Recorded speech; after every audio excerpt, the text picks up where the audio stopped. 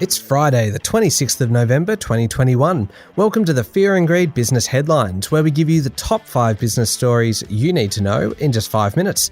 I'm Michael Thompson, and good morning, Sean Aylmer. Morning, Michael. All right, 5 stories in 5 minutes. Let's get straight into it. Story number 1 today, Sean. This weekend, there is a mad rush on to sell homes ahead of Christmas. Sydney, Adelaide, and Canberra are all posting their largest auction volumes ever. Yes, it's not Super Saturday, it's Mega Saturday in the auction market.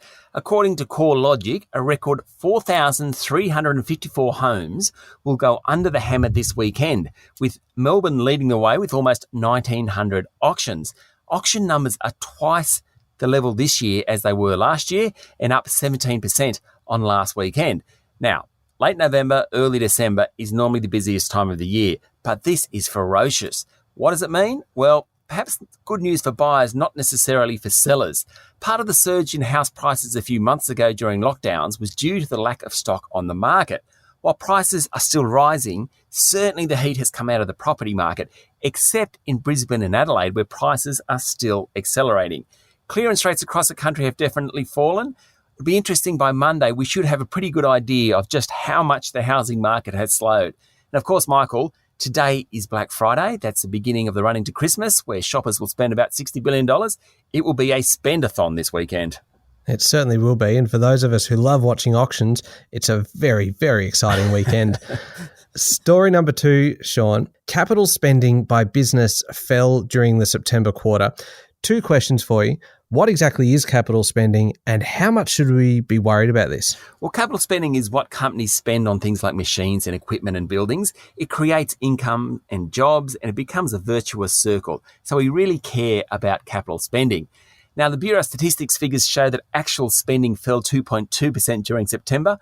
Not overly surprising, given that some of the country was in lockdown. The survey also looks at spending intentions, and there's really good news there. Business has big plans for spending during the next 6 months. In fact, they've upgraded spending plans by nearly 9% compared to what they thought they'd spend 3 months ago. The mining sector is leading the way. In short, the Delta outbreak of COVID-19 hasn't had long-lasting effects on investment intentions, and that's really good for economic growth. Okay, story number 3. This one comes with a bit of a lesson, which is make sure you read what you're paying for in your super policy, because Q Super is facing a class action that claims it overcharged life insurance premiums to 140,000 members. Yes, Q Super has $120 billion of members' money, mostly Queensland public servants.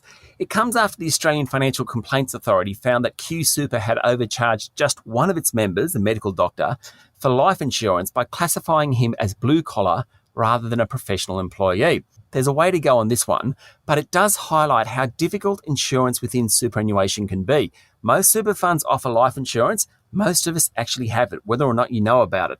It's really important to read the fine print to know how much you're being charged, what you're getting from it, and whether it's right from you. It can cost hundreds or thousands of dollars a year. Why don't invest that in super? And in 10 or 20 years, that might be worth tens of thousands of dollars. Read the fine print. Yeah, absolutely. Story number 4 this morning, Sean. Treasury Wine Estates, the owners of Penfolds and a bunch of other brands, have made a pretty significant move for their staff. Yes, Treasury has unveiled new leave for workers dealing with domestic and family violence. It includes up to 10 days leave and emergency financial support. Now, Treasury joins a bunch of big organisations that have done this. Commonwealth Bank, Westpac, Qantas, Mirvac, BHP, Rio Tinto and Telstra are just some of them.